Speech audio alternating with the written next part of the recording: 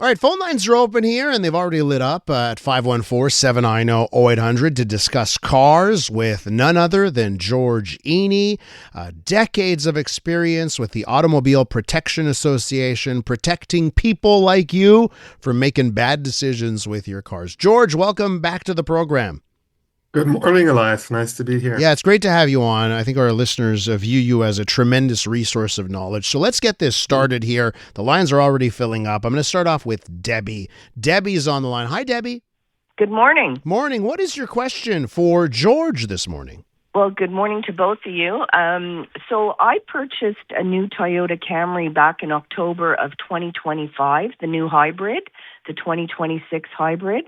I've had this is my fifth Camry. I've had 4 gas-powered, and I finally went to hybrid back in October. So I drove the car till January the 14th, went away on vacation, came back in February to a letter of recall notifying me that the car, in big bold red letters, says a loss of motor power while driving at higher speeds or a vehicle fire could increase the risk. They're saying that some bolt or something. Anyways, I called the dealership where I bought it, and they weren't aware of it.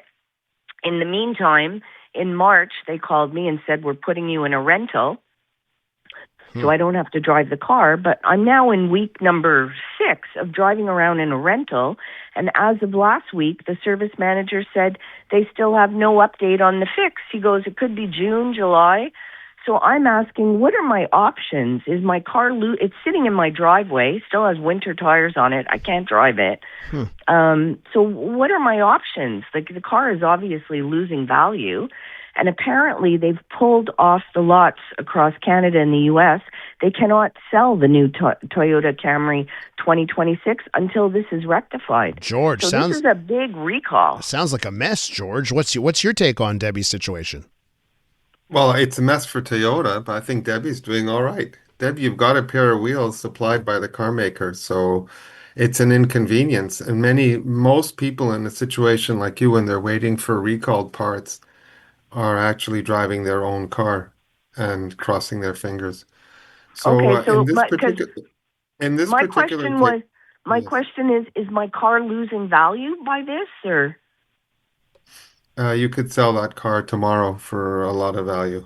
Okay, okay, Toyota okay. hybrids are in short supply. It's not the first time they've had issues with an element of the hybrid system. They had that with the RAV4 for a couple of years going, and owners were concerned about resale value, but in fact, that model had the highest resale value in its segment and still does, the And you're RAV4. not putting the kilometers on your vehicle. You're putting it Yeah, on someone exactly. else's vehicle. I guess that's an Exactly, advantage there. exactly. Are you no, Well, Yeah.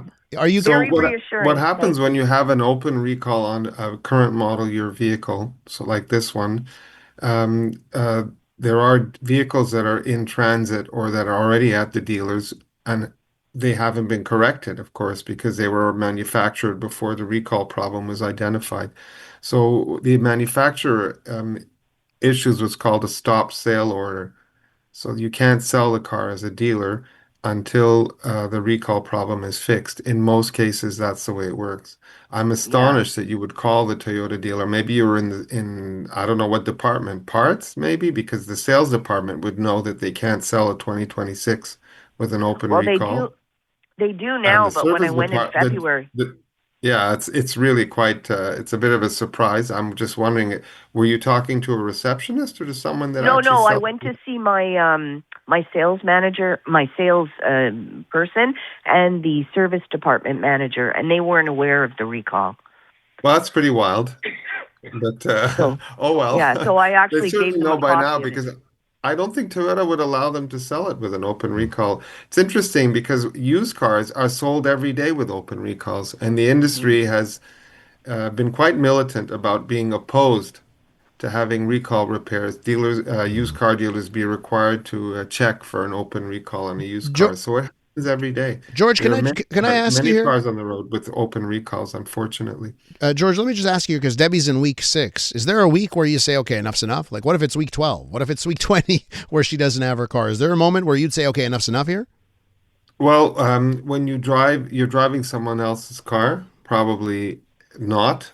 And it's a very small number of Toyota customers who were given a no-charge rental for 9 weeks, I Yeah. can assure you. Gotcha. Most people are just driving the car waiting for the parts.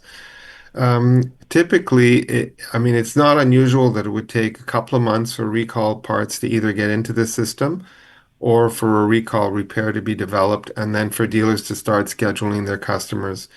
Mm. Um, Past 6 months, we start to worry, but we have cases where car makers got really sloppy, companies like Nissan, for example, and it's taken over a year Jeez. before recall parts were available to dealers or the recall fix was available. Debbie, hope that helps you out, okay? Thanks for That calling. does, certainly. Thank you so much, gentlemen. Okay, take care. From Debbie, you just brought up Nissan here. Let me go to William in Laval. He's got a question about a Nissan Rogue 2027 hybrid. William, what's your question for George?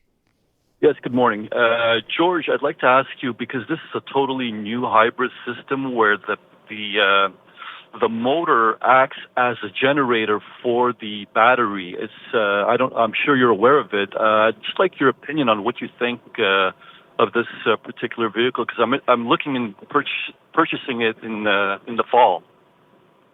So we don't know. You know, You don't Nissan know? has their back to the wall after about 15 years, 10 years of producing really poor quality vehicles. And they lost their pricing ability. So now they really have to hit home runs if they want to get market share back.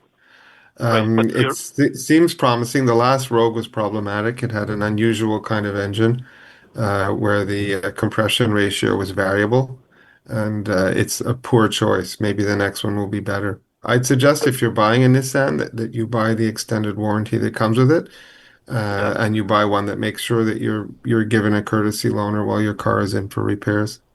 Right, but theoretically, this system itself, do you see it as reliable or more fuel efficient, I guess, or a smart technology? It's interesting because it's still a hybrid, but it's more integrated, the electric and gas system. As far as I know, the first model to have that design in North America was from Chevrolet, and that was the Volt, which was like Uh-huh. a hybrid vehicle where the gas engine worked as a generator in Okay. the hybrid system, and that was out in 2012. It was generally a good system, so there's no Okay. reason why that can't be used. Other car makers are getting to that point as well. Okay. All right. Thank you very much. Thanks, William, for the call. George, can I just Uh, ask you, and just to William's question here, this 2027 Nissan Rogue Hybrid, is that the one where they're sharing the platform with Mitsubishi, or is that, am I mixing up my stories here? Do you know? You are correct. Yeah, So okay. it's Mitsubishi, although there are significant differences between the two. Mitsubishi and Nissan do share the platform for the Rogue. I don't know with the 2027 if that will still be the case, Mm-hmm. but it was this for Mitsubishi was I guess because they themselves were more or less merged with Nissan when they ran out of money. Um, they're doing what's called platform sharing, and Yeah. that is designed to reduce the cost of the vehicle. Mitsubishi in general historically has had very good reliability in Canada, so we're hopeful that when they take over a Nissan platform that they're sort of paying attention to the details.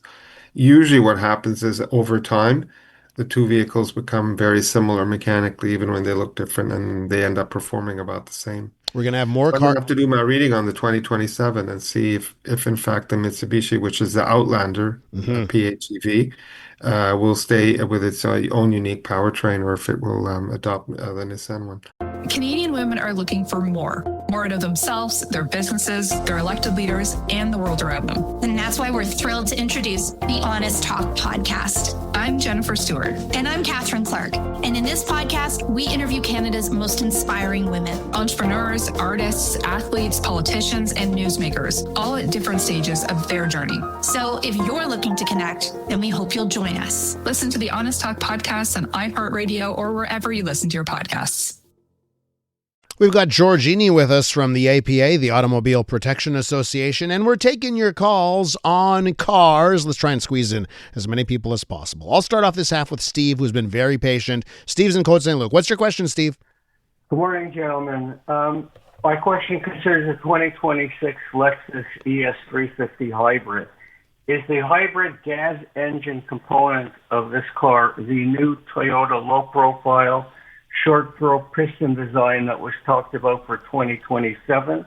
And George, your opinion on heads-up displays, where these cards are made, why it's taking so long for them to be released, any rebates, or would you buy this car or a full electric?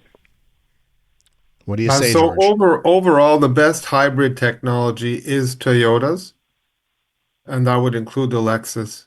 So if you're going for a conventional hybrid, so not a vehicle that you plug in, they have the best track record. And they tend to also be among the most fuel efficient when they're in terms of fuel consumption in their segments. A head-up display is a nice feature. What it ends up doing is projecting some of the information from your gauges into the base of the windshield, so you see it more easily when you're looking out. People who have the feature enjoy it. It's fairly expensive. It's usually only included on the more premium versions, even of a luxury car. So I would call it a convenience feature. Um, Toyota are not alone. Other car makers have had issues with their new engine technology. It's partly been blamed on the effort to get the last bit of fuel mileage out of engines using much lighter oils and tighter tolerances.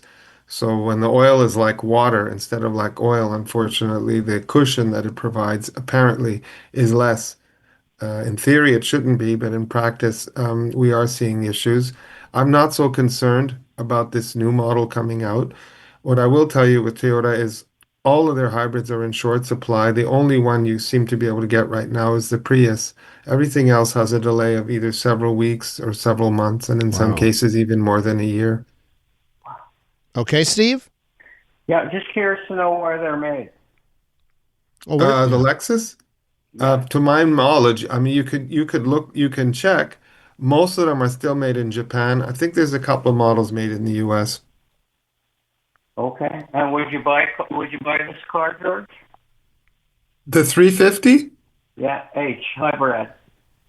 I know it's not a plug-in hybrid, and that's what I want. Oh, for years it was the in its segment, sort of a fairly large vehicle. I'm sorry, one of the top models that we recommended. It's been there for years. I should also add, I think this one is also now made in Cambridge. So you might be able to get a Canadian-made luxury car, which is pretty nice. pretty Do you nice think there's indeed. any rebates on that? I'm going to guess and say no. As a plug-in, non-plug-in hybrids are not eligible for the government programs, either federally or Quebec. Only the ones that you can plug in where they will run in purely electric mode for a little while before the gas engine kicks in are eligible for a smaller rebate. Okay, thanks very much, gentlemen. Appreciate it. Thank you, Steve, for the call. Let me scooch over to Ron in Dorval. Ron, what's your question?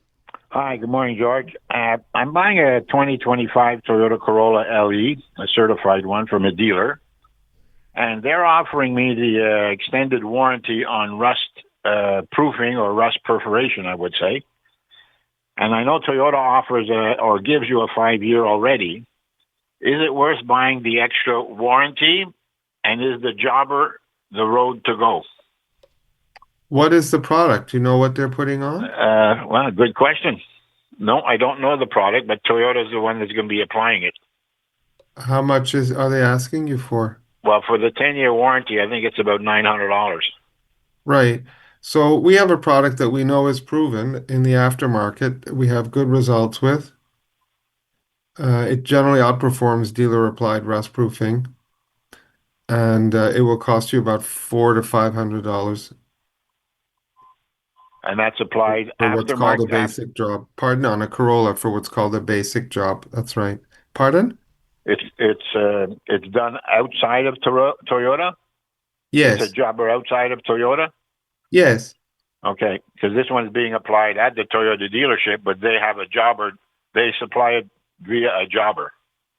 Yes, I don't know about the quality. Generally, dealer-applied rust proofing is mediocre.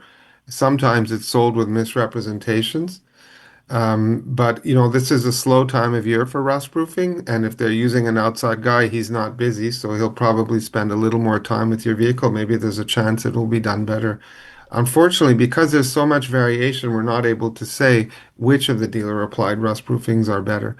The car makers have two minds about it. Either they tell you don't apply it at all, they don't believe in what the dealer applies. Toyota has had correspondence to that effect, or they try and clean it up a little by offering their own product, which the dealer then has to apply. The issue for us is we can't vouch for how it's being put on, even when the product's a good product. Okay, Ron? Okay, thank you so much, So George. I can, before the segment's over, Yep. give out the recommendation. I'll do it now, actually, Yeah, for go other ahead. people who are listening. If you have a car you want to keep, even if it's an older car, and you're concerned about the body, Barry's rust proofing. Aries. Yeah, we've recommended them for years, And, and and they're they're on the way. located and they're Pardon? located. Where are they located? And Ville Saint on the way to the airport. Thank you. Okay, near Dorval, Ron. Good luck with Yeah, that. correct. Th- Dorval. That's exactly right. Thank you. Actually, it's probably Dorval even. Very So good. it's a small shop that we've recommended for over 40 years.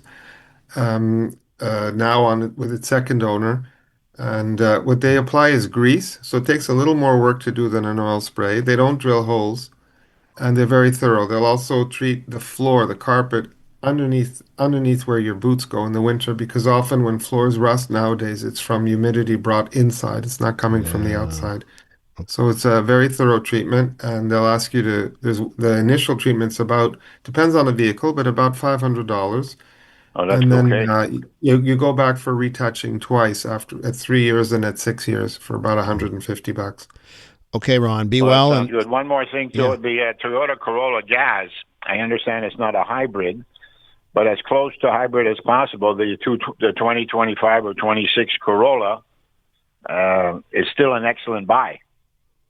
Yes, and unfortunately, many people who want the hybrid end up buying the gas car because the hybrid's almost unavailable, a new one. You have to wait months to have it. heavy demand. Thanks, Ron, for the Yeah. call. Let's do a non-Toyota or Lexus question for a second. Yeah, please. Dominic is in Saint Laurent, and he's got a 2023 Audi Q5. What's your question, Dominic?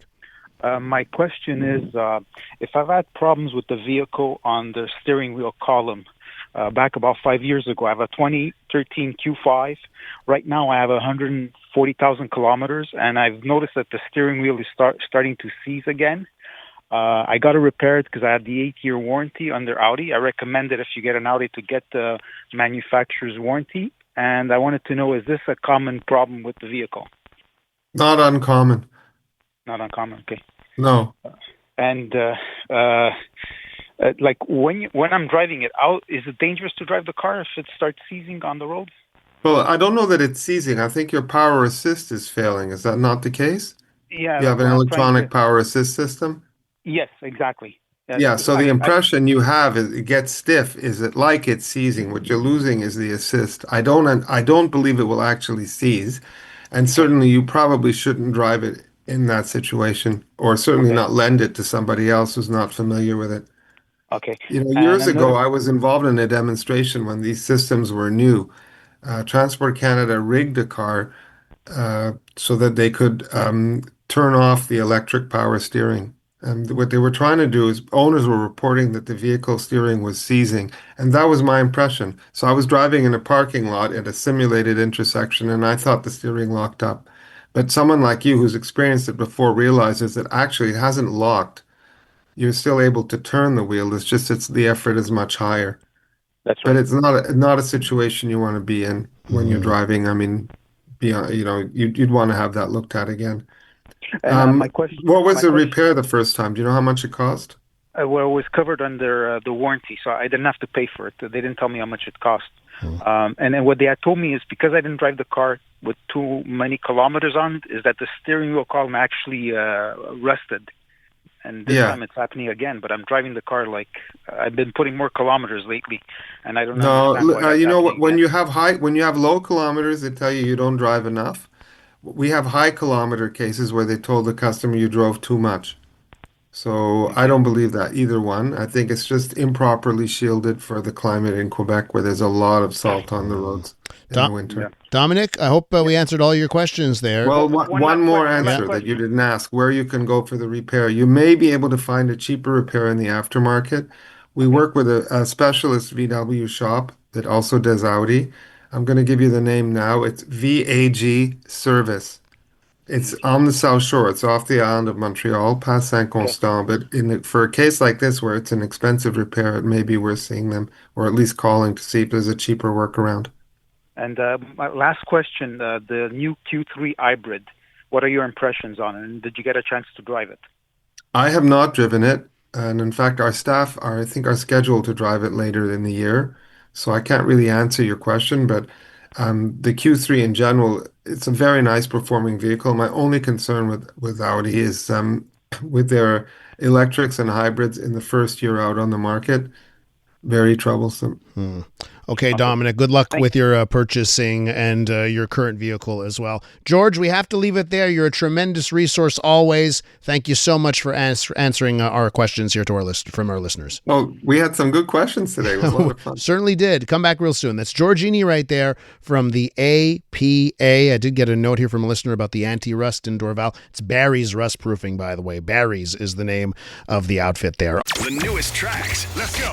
New music. And the next big thing. Always on the new music first. Your first place to hear it all. 'Cause you gon' like it, love it, wanna play it twice. Playing now. iHeart New Music. Your digital station for brand new drops, fresh finds, and tomorrow's bangers. I think we need something new. Discover iHeart New Music. Always fresh, always first. Stream now on the free iHeartRadio app.